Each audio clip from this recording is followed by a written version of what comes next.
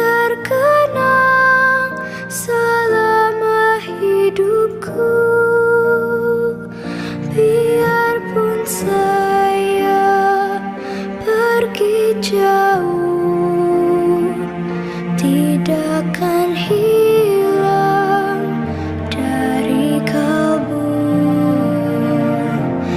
Tanahku yang ku cintai, engkau ku hargai.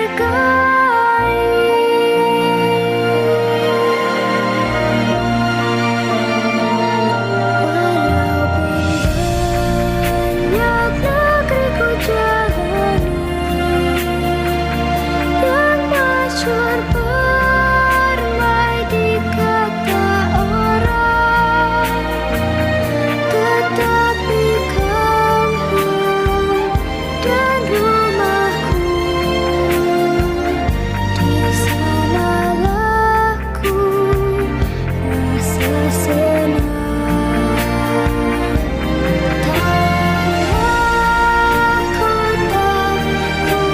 lupakan,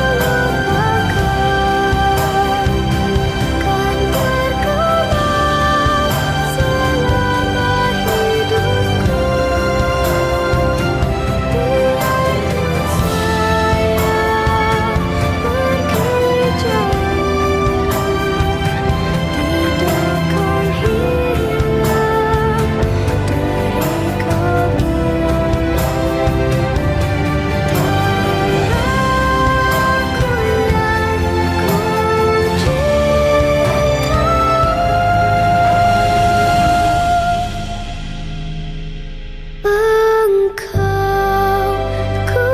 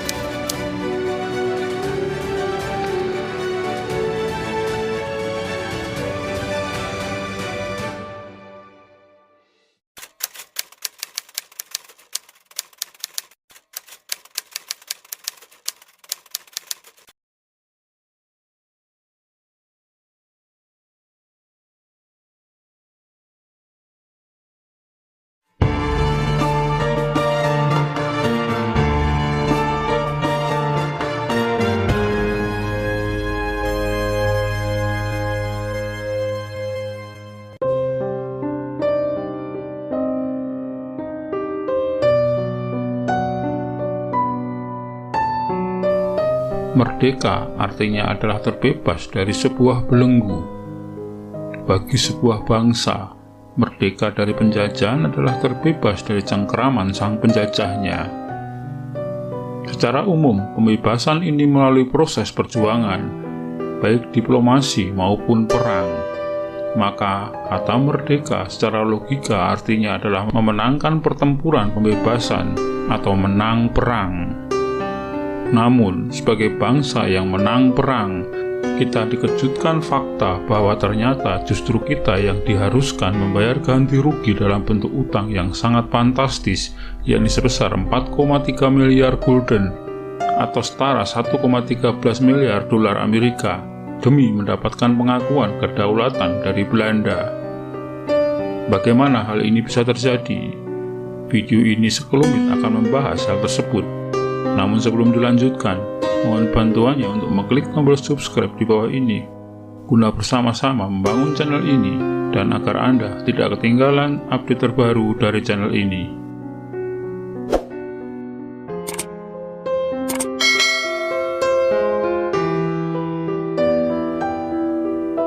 Keinginan para pejuang Indonesia, baik pra dan pasca proklamasi, adalah merdeka 100%.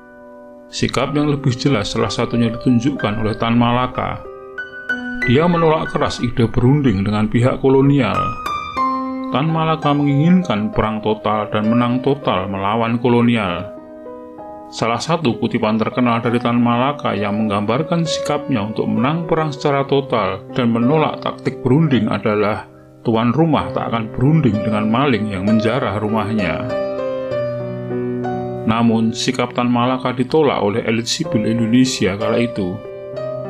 Mereka menganggap itu suatu sikap yang ekstrim dan tidak realistis dengan alasan Indonesia kalah segalanya dari Belanda, baik itu kemampuan personil pasukan, senjata maupun dana untuk membiayai perang.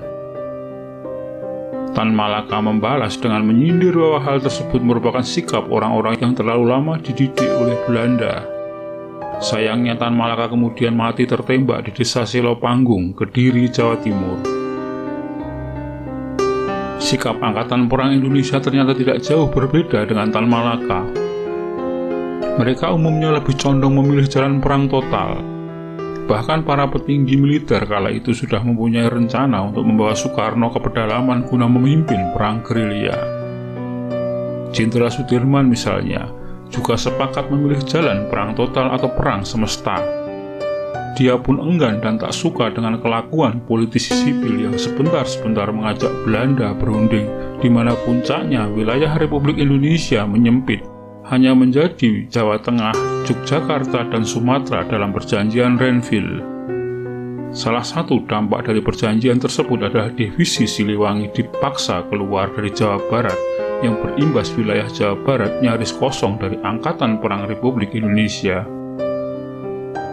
Kekecewaan Jenderal Sudirman atas perilaku pemimpin sipil yang gemar berunding bertambah tatkala Belanda menyerbu Yogyakarta dalam agresi militer kedua. Harapan Jenderal Sudirman agar Soekarno-Hatta ikut bergerilya pupus tatkala mereka memilih menyerah ditangkap oleh Belanda. Pendirian Jenderal Sudirman bersama Angkatan Perang yang menginginkan menang total tersebut lagi-lagi ditunjukkan bahkan di saat kemenangan sudah di depan mata. Setelah para pemimpin sipil dibebaskan termasuk Soekarno-Hatta, butuh waktu lama membujuk Jenderal Sudirman keluar dari hutan dan kembali ke Yogyakarta.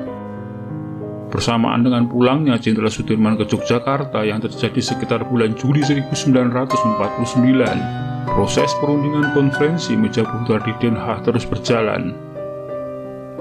Tanda-tanda perang akan berakhir sudah terlihat meski perundingan berjalan dengan alot.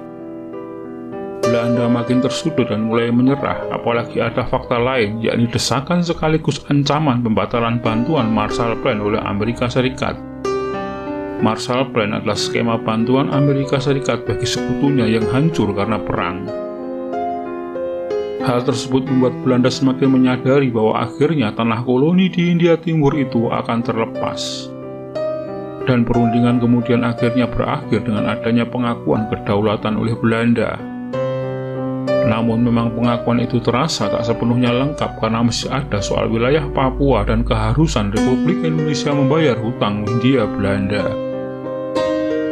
Pada forum itu, delegasi Indonesia pada tanggal 24 Oktober 1949 sepakat untuk mengambil alih sekitar 4,3 miliar gulden utang pemerintah Belanda di Indonesia yang disebut Belanda sebagai Hindia Timur. Beberapa hari kemudian, delegasi Indonesia yang diwakili Wakil Presiden Muhammad Hatta dan Belanda diwakili oleh Ratu Juliana menandatangani perjanjian tersebut. Itulah kekalahan pertama Soekarno dan Indonesia yang menyerah dengan kekuatan keuangan global. Kekalahan itu makin nampak di mana metode pembayaran utang tersebut tidak menggunakan uang resmi Indonesia atau uang merah atau ori, tapi harus memakai mata uang asing yakni dolar dengan cara membentuk bank sentral baru. Celakanya, yang ditunjuk menjadi bank sentral itu bukanlah BNI 46 yang memang sudah lama dipersiapkan, tapi malah mengubah Javas Bank menjadi bank sentral dan kini menjadi Bank Indonesia. Selain itu, Indonesia juga diharuskan menanggung hidup 17.000 karyawan perusahaan-perusahaan Belanda hingga 2 tahun pasca konferensi meja bundar. Demikian sekilas tentang apa yang terjadi di balik pengakuan kedaulatan bangsa Indonesia oleh Belanda. Apa yang telah terjadi di masa lalu telah menjadi sejarah di mana yang bisa kita lakukan adalah memetik pelajaran darinya. Terima kasih telah menyaksikan video ini hingga selesai. Semoga bermanfaat. Dan sekali lagi, jika Anda berkenan silahkan klik like, komen, subscribe, dan share untuk teman-teman Anda.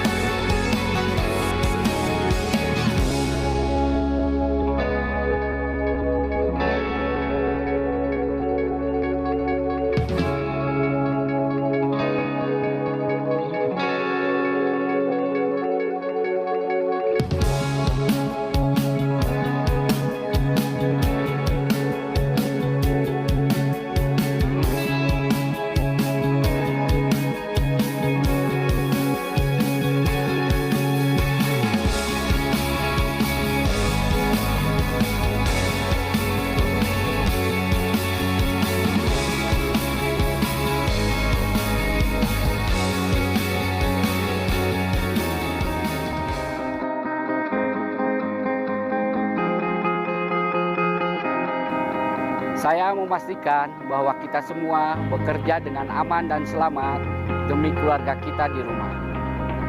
Transfer material adalah tugas saya. Memastikan kualitas batuan secara geologi adalah tanggung jawab saya. Saya menjaga kelantungan tambang.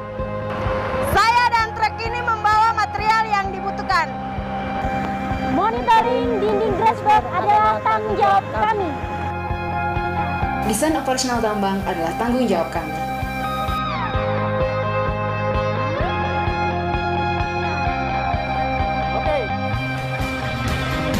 Saya memastikan ketersediaan alat yang aman untuk dioperasikan.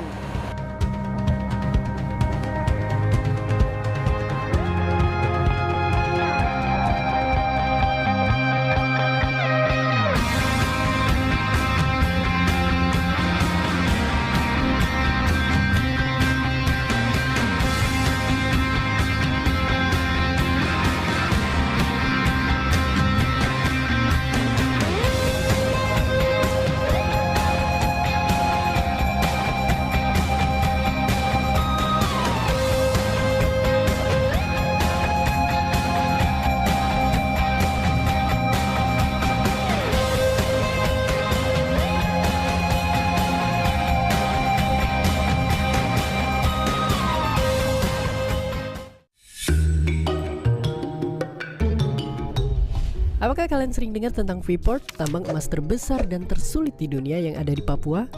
Tambang emas ini faktanya bisa bikin berantem para netizen, karena lebih dari 51 tahun tambang di Papua ini emang dimiliki oleh asing. Dan hal itulah yang munculin satu pertanyaan besar. Emang seberapa berharga sih harta karun yang ada di Freeport yang sebenarnya namanya Grasberg ini sampai dia direbutin sama orang-orang asing? Apakah benar emasnya itu nyampe segede Gunung Everest? Diperkirakan jumlah emas yang ada di Grasberg ini beratnya itu totalnya hampir nyampe 1000 ton. Yang kalau dihitung-hitung ini sama aja kayak beratnya 200 ekor gajah. Gede banget. Tapi nggak berhenti di situ aja. Yang bikin Grasberg itu berharga sebenarnya nggak cuma emasnya aja, tapi isinya juga ada tembaga dan perak yang diperkirakan bikin nilai tambang ini harganya nyampe 2.400 triliun. Oke, pastinya ini duit yang banyak banget. Tapi pastinya juga banyak dari kita yang gak kebayang duit sebanyak ini itu sebenarnya bisa dipakai buat beli apa aja. Apakah bisa dipakai buat beli 1000 mobil Ferrari dan persediaan 1 juta mangkok mie ayam sampai 10 tahun ke depan?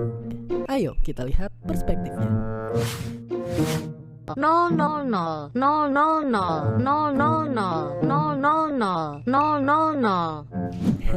Terima kasih Google Translate. Ya, 2.400 triliun itu nolnya ada 15 biji. Bayangin ini kayak kalian punya duit 1M sebanyak 1 juta. Duit sebanyak ini juga bisa ngalahin duitnya negara kita dalam setahun. Dan kalau dibeliin Indomie bisa dapat 1,2 triliun Indomie yang kalau ditumpuk bisa hampir nyampe ke Mars. Oke, sekarang kita tahu kalau tambang ini nilainya gede banget. Tapi sebaliknya yang justru orang jarang tahu, untuk bisa dapetin 2.400 triliun di sini itu effortnya gede banget. Karena lokasinya itu ada di ketinggian 4.000 meter atau setinggi 5 gedung Burj Khalifa. Tentunya dengan bonus oksigen yang tipis dan medan yang sulit. Belum lagi aktivitas penambangan bawah tanah di sana yang panjangnya itu sekarang udah lebih dari 700 km. Jarak yang sama antara Jakarta dan Surabaya. Makanya dalam sejarahnya kita akhirnya juga bekerja sama dengan satu perusahaan, yaitu Freeport, untuk garap tambang di Grasberg ini. Nah, kekayaan Grasberg inilah yang banyak bikin netizen pada ribut. Udah bertahun-tahun tambang ini dikeruk oleh asing dan kita cuma punya secul kepemilikan. Apakah kekayaan dari Grasberg ini balik untuk kesejahteraan kita? Pendiri bangsa kita juga pernah bilang, kekayaan alam Indonesia itu hakikatnya harus dipergunakan untuk kesejahteraan kita. Dan itu jugalah yang dilakukan oleh kita, bangsa Indonesia. Setelah 51 tahun dikuasai Amerika, Grasberg dengan bangga akan kembali dan dikelola oleh kita, Indonesia, di bawah induk perusahaan tambang negara. Inilah bentuk perjuangan kita untuk memperjuangkan kekayaan kita yang ada di sana. Ini semua baru permulaan. Kayak yang kita semua pelajarin di sekolah, bangsa Indonesia itu punya cita-cita yang besar. Kita punya orang-orang dan sumber daya untuk terus maju tanpa gentar. Dan ini adalah salah satu langkah besarnya. Lewat menjaga harta karun kita ini, kita dapat gunakan untuk semua kemajuan kita, yang mungkin tak kita semua sadari sedang terjadi di kiri kanan kita sekarang dan harus terjadi seterusnya.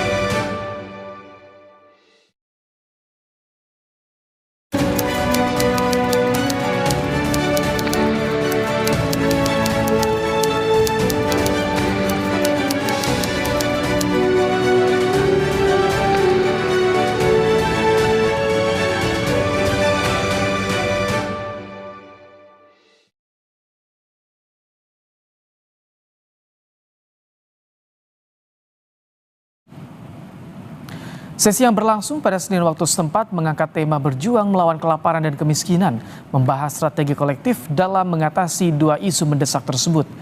Presiden Prabowo mengapresiasi langkah Presiden Brasil yang mengangkat masalah itu sebagai fokus utama KTT G20 tahun ini.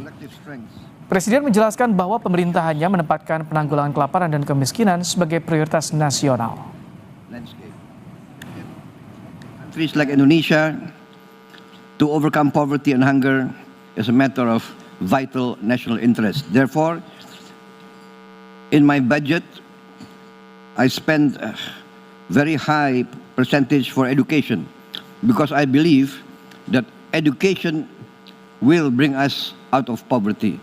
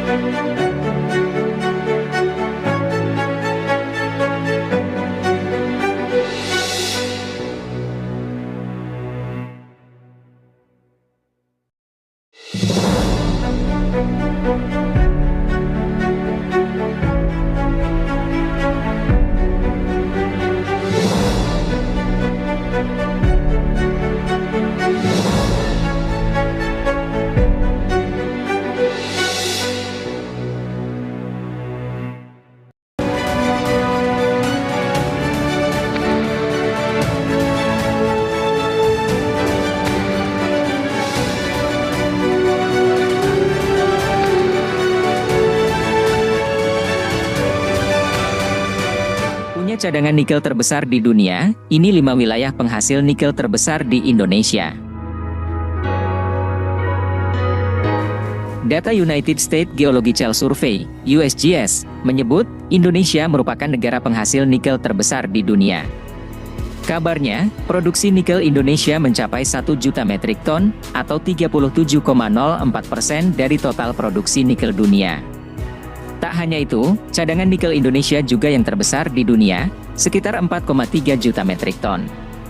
Sebagian besar cadangan nikel Indonesia tersebar di Sulawesi Tengah, Sulawesi Tenggara, dan Maluku Utara. Indonesia tentu saja diuntungkan dengan keberadaan nikel yang melimpah ini. Pada 2019, Indonesia pernah menjadi produsen tambang biji nikel terbesar di dunia, dengan produksi nikel dunia sebanyak 2,668 juta ton nih. Berikut daerah penghasil nikel. 1. Kolaka, Sulawesi Tenggara. Kabupaten Kolaka terletak di Provinsi Sulawesi Tenggara. Sebagian besar wilayahnya merupakan perairan, laut, kurang lebih sekitar 15.000 km 2 dengan panjang garis pantai 293,45 km. Di wilayah perairan tersebut terdapat sejumlah pulau-pulau. Sedangkan, wilayah daratan Kolaka seluas 3.283,64 km persegi potensi sumber daya mineral hampir terdapat di seluruh kecamatan. Nikel terdapat di Kecamatan Wolo, Wundulako, Baula, Pomalaa, Tanggertada, dan Watubangga dengan deposit sekitar 1,30 miliar ton. 2. Luwu Timur, Sulawesi Selatan. Secara geografis Kabupaten Luwu terletak di sebelah selatan Katulistiwa dengan luas wilayah 944,88 km persegi. Sekitar 11–14% Provinsi Sulawesi Selatan merupakan luas wilayah Kabupaten Luwu Timur. Nikel terdapat di Desa Magani, Kecamatan Nuha. Perusahaan tambang nikel di Luwu Timur adalah PT Vail Indonesia yang terletak di Kecamatan Nuha. 3. Morowali, Sulawesi Tengah. Kabupaten Morowali, Provinsi Sulawesi Tengah memiliki 3.037 km persegi. Wilayah ini merupakan deretan daftar penghasil nikel terbesar di Indonesia. Tambang nikel di daerah ini terdapat di beberapa wilayah, antara lain Bahadopi, Bungku Timur, Bungku Pesisir, dan Petasia Timur. 4. Halmahera Timur, Maluku Utara. Kabupaten Halmahera Timur, Provinsi Maluku Utara merupakan wilayah di Maluku yang memiliki sumber nikel. Wilayah sebaran nikel terdapat di daerah Kecamatan Maba dan Wasilei. Di wilayah ini juga terdapat pabrik smelter, peleburan, yang memproses reduksi biji sehingga menjadi logam yang dapat dimanfaatkan. Industri nikel di Halmahera Timur menjadi salah satu sumber perekonomian masyarakat sekitar.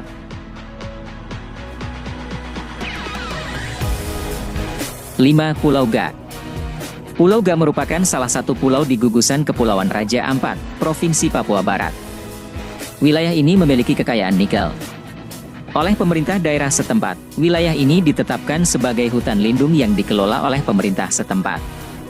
Kegiatan pertambangan yang dilakukan hanya sebatas eksplorasi untuk kepentingan pengambilan contoh dan observasi nikel di tanah air. Perusahaan tambang yang terdapat di daerah ini adalah PT Aneka Tambang melalui anak usahanya PT Ga Nikel.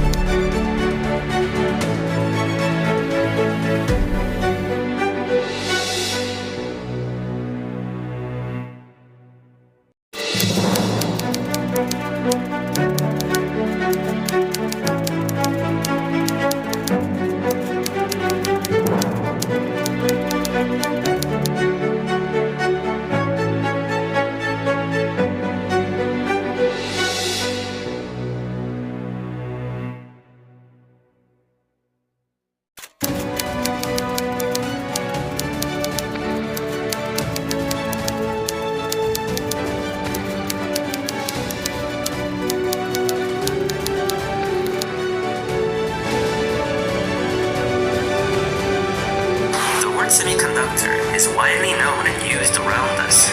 But what is a semiconductor? It is not something that you can readily buy in a store. Also, only a small percentage of people that watch my videos are actually subscribed. So if you end up liking this video, consider subscribing. It's free and you can always change your mind in the future. Enjoy the video. Before we can talk about a semiconductor, first we need to know about a conductor and an insulator. A conductor, as its name implies, is a substance that conducts electricity. In order to conduct electricity, electrons need to move around, because protons and neutrons are bound in the atomic nuclei. The electrons in the outermost shell of an atom are called valence electrons. Now, these valence electrons in a series of energy level form an energy band called a valence band. From the valence band, electrons can jump into an empty band of electron orbitals called a conduction band. In a conductor, there is no gap between the valence band and the conduction band. Electrons can freely move from the valence band to the conduction band. This movement of electrons creates an electric current and conducts electricity. An insulator, on the other hand, is a substance that does not conduct electricity. Unlike conductors, insulators have a large gap between the valence band and the conduction band. Valence electrons cannot reach the conduction band, therefore, no electricity flows. Finally, let's talk about a semiconductor. A semiconductor is a substance that has properties between an insulator and a conductor. There is a gap between the valence and the conduction bands. However, it is small enough so that the valence electrons can reach the conduction band when the energy is provided by an applied voltage. The most widely used semiconductor material is the silicon, hence the name Silicon Valley in California. Silicon atom has 4 valence electrons, so each silicon atom can bind to 4 other silicon atoms. This way, all of the valence electrons are used to make a bond with other silicon and they cannot move around. Now this makes a pure silicon crystal an insulator rather than a conductor. To increase conductivity of silicon, tiny amounts of impurities can be added before silicon crystallization. Now this process is called doping. Depending on the impurity that's introduced to silicon, it can be classified as N-type semiconductor or P-type semiconductor. If an impurity atom has 5 valence electrons, such as phosphorus, 4 valence electrons can bond with 4 adjacent silicon atoms, and the 5th electron has nothing to bind to, so it's free to move around. This creates extra electron energy levels. Now, electrons can easily jump into the conduction band when the energy is provided by an applied voltage. This is called N-type semiconductor. N-type refers to the negative charge of the extra electron. If an impurity atom has 3 valence electrons, such as boron, it then binds with 3 adjacent silicon atoms and forms a hole where the electron of the 4th silicon has nothing to bind to. The absence of an electron creates a positive charge. This positive charge can move from atom to atom as electrons leave their positions. Electrons from the valence band can be elevated to extra hole energy levels when the energy is provided, once again by an applied voltage. This is called P-type semiconductor. P-type refers to the positive charge due to the missing electrons. So where do we use semiconductors? Semiconductors are the best material to use in many electrical circuits where we have to control the electron flow, such as in a temperature sensor. Many electrical appliances in everyday life use semiconductors as well, of course. Examples include laptops, smartphones, televisions, washing machines, and so much more. That's it for today. Thank you for watching.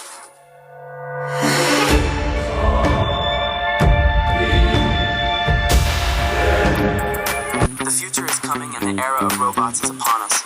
With these words, Elon Musk finally presented his robotic Cybercab and Robovan in the US, as well as an update to his robot Optimus.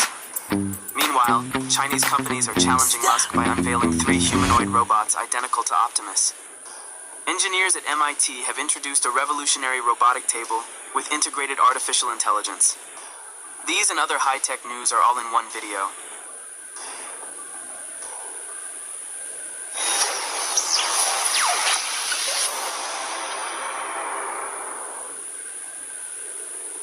long-awaited presentation of Tesla's Cybercab finally took place in the US, with the theme, "The future is coming, and the era of robots is upon us."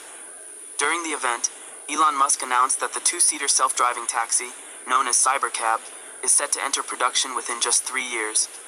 It may sound like science fiction, but this new Tesla is an autonomous vehicle with no steering wheel or pedals. The electric vehicle has a futuristic design, featuring butterfly wing doors and a small cabin with enough room for only 2 passengers. The Cybercab charges wirelessly through inductive charging. Full autonomous driving will be provided in California and Texas as soon as next year, according to Musk. Cybercab is expected to go into production in either 2026 or 2027, with an eventual price of around $30,000. Musk believes autonomous vehicles are the future, emphasizing that such vehicles will be 10 to 20 times safer than human-driven ones. Additionally, self-driving cars offer a way to save time. "Think about the collective time people spend in cars," said Musk, "and the time they'll get back, which they can spend reading, watching a movie, working, or anything else." Tesla also showcased RoboVan, designed to autonomously transport groups of up to 20 people. Like Cybercab, the van has no pedals or steering wheel, just seating for passengers.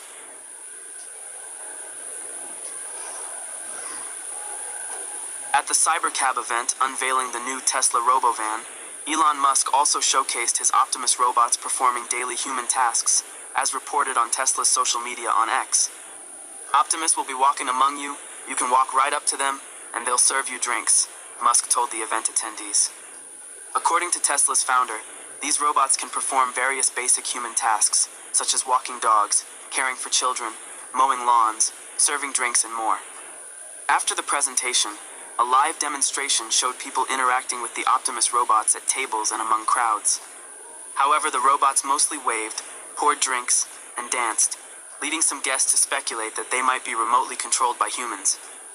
In the summer of 2024, Musk expressed full confidence in the success of the Optimus program, which aims to scale up the production of robotic humanoids. According to his predictions, over 1,000 Optimus units should be operating in Tesla's factories by next year. Musk envisions Tesla Optimus robots in every household, taking on various roles in manufacturing and service sectors. For this to happen, the robots need to be affordable. He previously suggested that the cost could be lower than that of Tesla's cars, and recently shared that they might even be priced at less than half the cost of a Tesla vehicle. The complexity per unit mass for humanoid robots is much higher, but I still believe they will eventually cost less than half a car, the billionaire stated at the event. Now it will be interesting to see how China, this year's undisputed leader in humanoid robot production, will respond to this presentation.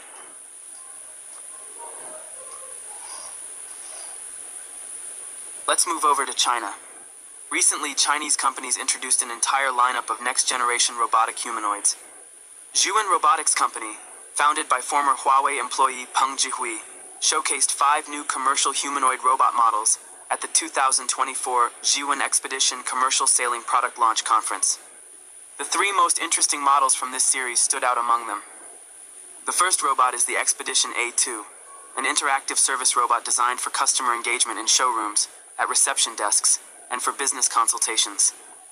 Standing at 169 centimeters tall and weighing 69 kilograms, it features over 40 degrees of freedom for natural movement and utilizes a large language model for voice interaction and multimodal information processing. It can carry up to 1 kilogram, walk at a speed of 1 meter per second, and operate autonomously for up to 2 hours. The robot can also be used in industrial settings for precise task execution on production lines, in logistics for transporting and sorting goods, and in household environments to perform everyday tasks, such as cleaning and caring for the elderly.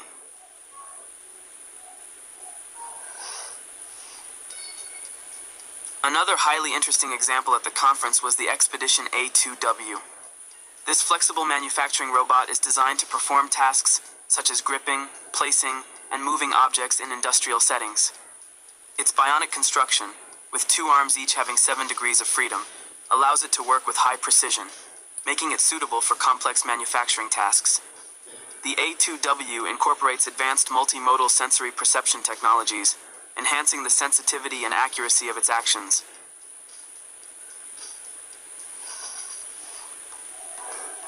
Arguably the most memorable moment at the conference was the appearance of the new humanoid robot Lingxi X1, which was rolled onto the stage by another robot, the Expedition A2W. Lingxi X1 is an open-source robot created in collaboration with G1X Laboratory. Weighing 33 kilograms, X1 is lightweight yet capable, with each arm supporting up to 3 kilograms. Standing at 130 centimeters tall, the Lingxi X1 robot is equipped with advanced technology, including a new joint module called PowerFlow, which enhances energy efficiency and movement accuracy.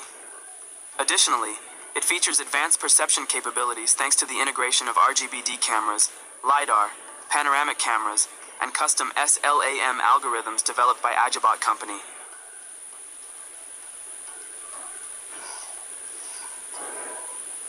Let's move on to other tech world news. Engineers from MIT have unveiled the smart table called Transform.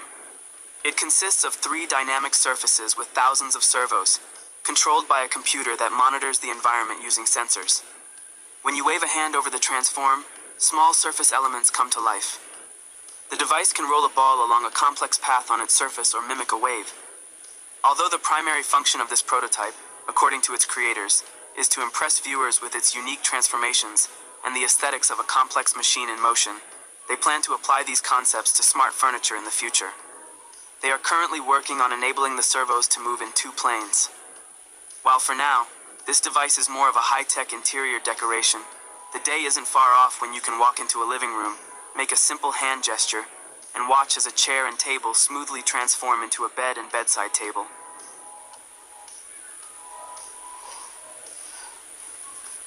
Korean engineers from Samsung have introduced the perfect transport solution to transform the lives of students and anyone working on a laptop. WorkNick is a scooter with a built-in folding desk. The gadget's name is a play on the words work plus picnic, which literally reflects the idea of working outdoors. It looks like a futuristic minimalist gray electric scooter. You sit on it with your feet positioned on footrests at the base. Once the user finds a quiet, comfortable spot, they can deploy the kickstand and activate wheel locks. One side unfolds into a work desk, and the other into a small stool. WorkNick's handlebars feature 2 outlets, useful for charging a laptop or smartphone. Based on the renders, the scooter includes a built-in 120 ampere-hours battery.